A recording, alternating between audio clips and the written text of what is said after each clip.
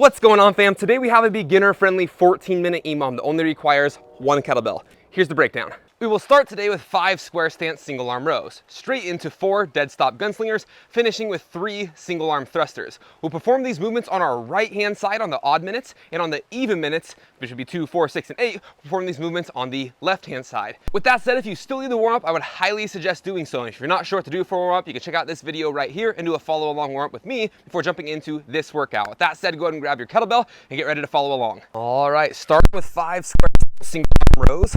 Right hand side, 3, 4, 5 straight into 4 dead stop gunslingers. Make sure you're tapping the kettlebell to the ground every time. 2, 3, 4 straight into 3 single arm thrusters. Squat and press overhead.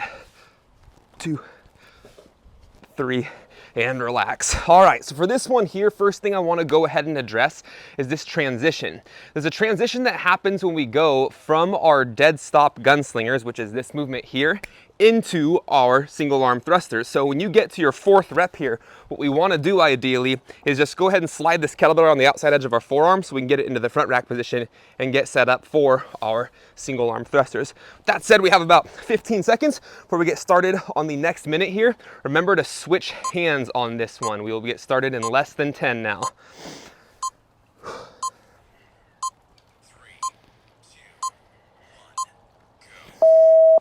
Whoops, almost did my dead stop gunslinger. Starting with 5 square stance single arm rows. 4, 5 straight into 4 dead stop gunslingers. Straight into 3 single arm thrusters. 1, 2, and 3. All right. Now, one thing I want to point out, whenever you are doing your dead stop gunslinger in that movement, I want you to notice that when I'm getting set up, I don't actually have the kettlebell out in front of me. Rather, I have it at the instep of the foot. So whatever side I'm performing this exercise on, I want to make sure that the kettlebell is actually offset in that direction. So if I'm performing it with my left hand, kettlebell should be offset towards the instep of the left foot. If I'm performing it with my right hand, kettlebell should be offset towards the instep of the right foot.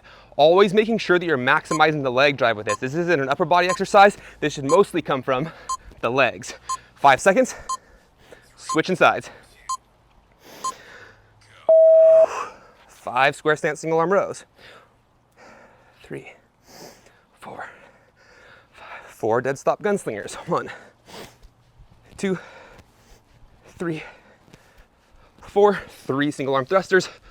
1, 2, 3. All right. Now, one thing I want to address as we get into our single arm thruster is that this front rack position is really important. When you're grabbing your kettlebell, you don't actually have the handle sitting flat across your palm like you would with a dumbbell here. You actually want to angle it at a 45-degree angle. So you want this handle to go right where your thumb pad intersects the heel of your palm in the center, like this here. And when it sets across the palm at that 45-degree angle, you'll notice this horn, this vertical part of the handle on the kettlebell, will rest along the outside edge of the forearm, and that's what we're looking for in our front rack position. Switching sides. 5 square stance single arm rows. 2, 3, 4, 5. 4 dead stop gunslingers. 3, 4. 3 single arm thrusters. Keeping that handle across the palm at a 45-degree angle.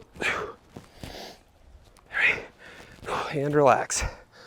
All right, so let's go ahead and address next when we are doing our thrusters.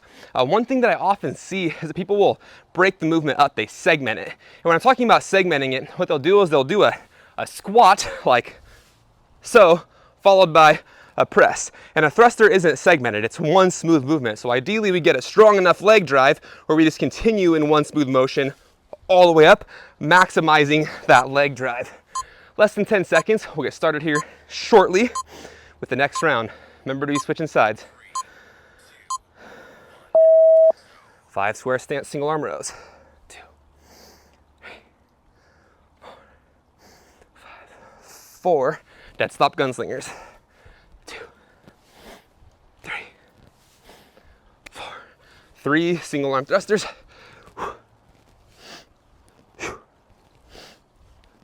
And relax. All right.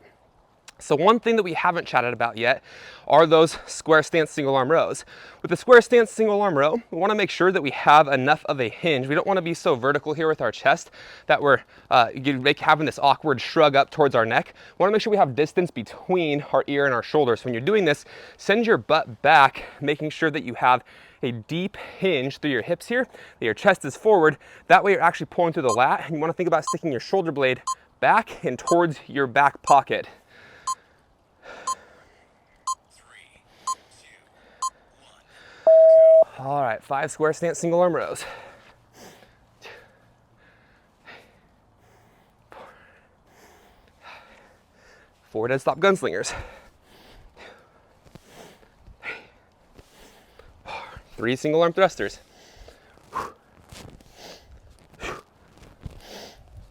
And relax. Okay. One other thing that I wanted to go ahead and address when it comes to your single arm thruster, by the way, is the position of where your hand is at, or I should say where your wrist is at, relative to your shoulder. Whenever you're performing a press of any kind, it's very common that I will see folks get their hand out in front of their shoulder like this here, so their wrist is in front of the shoulder. Think about getting that wrist stacked completely vertical over the top of the shoulder, and most importantly, you want to prevent arching your lower back by squeezing your glutes at the top, tucking your hips, keeping the rib cage pulled down. 3, 2, 1. All right, 5 square stance single arm rows. 4, 5, 4 dead stop gunslingers. 2, 3, 4, 3 single arm thrusters.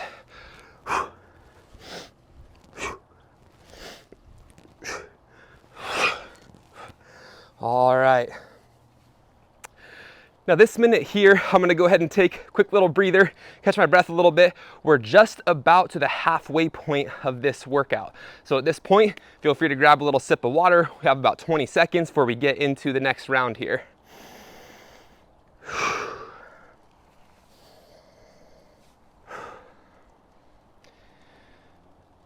Have about 10 seconds.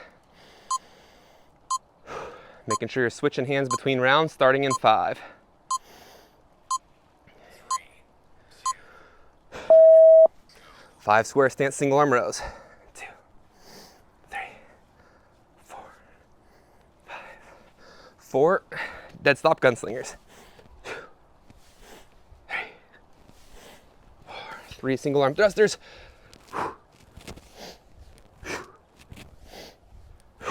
And relax. All right, so one thing I want to point out, when you're coming down on your dead stop gunslingers, there's a timing that's really important. And this applies to anything, whether we're doing a kettlebell swing, kettlebell snatch, kettlebell cleans, or dead stop gunslingers. When you lower the kettlebell, ideally we want to see your forearm make contact with your hip before lowering the kettlebell to the ground, which is going to keep the kettlebell nice and tight to your body and reduce strain on the lower back. So if you end up finding that your hips are going back before your forearms touch your hip, that's going to put more stress in your lower back than if you wait for your forearm to make contact with your hip like this here and then lower. So let's focus on that this next round. 2, 1, go. 5 square stance single arm rows.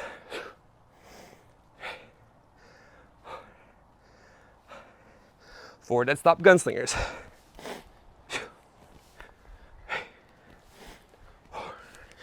3 thrusters. And relax. Whew. All right, so with those single arm thrusters, one thing I want you to really focus on as you're performing that exercise is the depth of your squat. At this point in the workout, lots of people start to feel fatigued, and when we get fatigued, we start to shortchange our depth. Make sure that you're really focusing on getting hip crease below the knee every single time, so we're not getting here in our squat, we're getting here, hip crease below the knee. That's what we're aiming for every single time. Have about 15 seconds, and then we'll go ahead and get the next round started.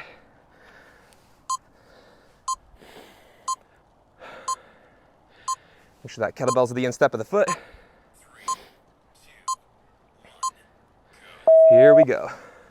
5 of our square stance single arm rows. Got a little ambitious and almost skipped the movement. 4 of our dead stop gunslingers. 3 single arm thrusters.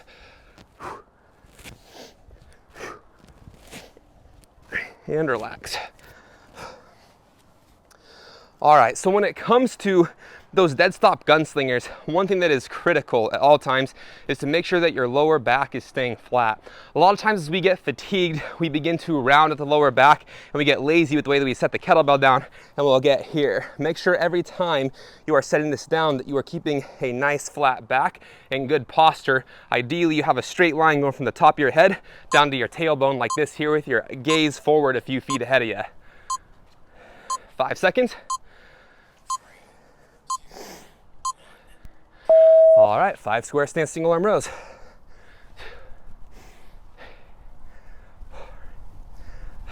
4 dead stop gunslingers. 1, 2, 3 thrusters.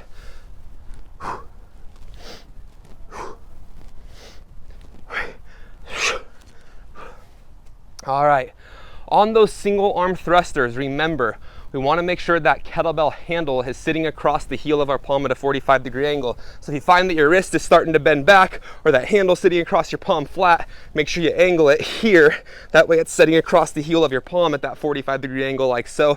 That'll make things much more comfortable and reduce any sort of wrist discomfort.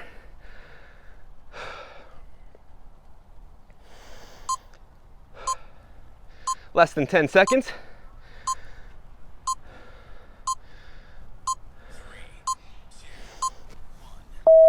5 square stance single arm rows, throwing that bell towards the hip.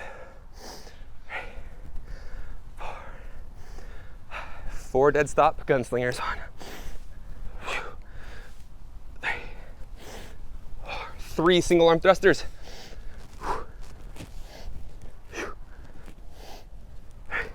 All right, and relax. So when it comes to those single arm thrusters, one thing that's really important with both this movement and when it comes to your dead stop gunslinger is your leg drive. With your leg drive, what I want you to envision, like your feet are glued to the floor, like you're trying to jump. So when you come up, you're going fast. This isn't supposed to be a slow movement. I want to see you drive really hard with your legs in order to generate momentum so your upper body is doing minimal work and your lower body is doing the vast majority of it. That is the intention with both of those movements. 5 seconds. 5 square stance single arm rows. 2, 3, 4. 4 dead stop gunslingers.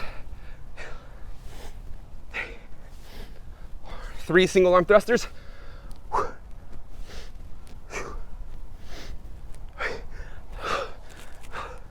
All right, and we're relaxing. We are down to our last couple of minutes here. For these last couple of minutes, really hone in on your form. Make sure your lower back is flat. Make sure when you're overhead with that single arm thruster that your rib cage isn't flared. Remember to squeeze the glutes, tuck the hips, rib cage down, get that wrist stacked over the top of the shoulder. Have about 20 seconds to go here. Catch your breath. We're about ready to get right back to it. Less than 15 seconds.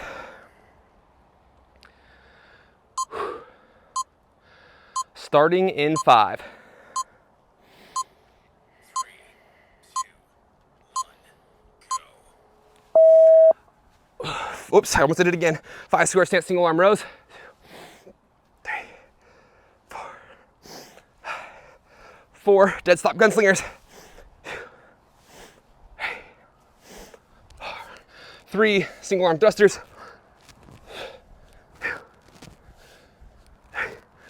And I'm pretty sure I forgot to switch hands, but it's all good. That's what I get for gabbing too much. With that said, we are down to our very last minute now. So with this last minute here, again, really focusing on dialing in the technique. Make sure on those single arm rows that you're rowing the bell towards the hip. Make sure that your shoulder blade is shrugged down and back towards your back pocket to keep your shoulder away from your ear.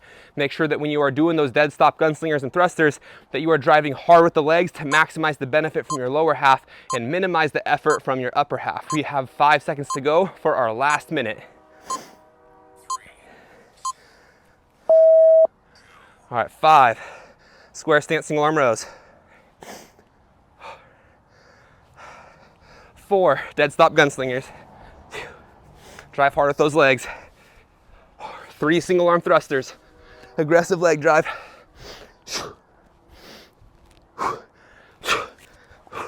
And just like that, we have a 14-minute workout in the books. If you enjoyed this one and have an interest in building functional core strength, check out this video here to avoid common core training mistakes and maximize your results, and I'll see you there.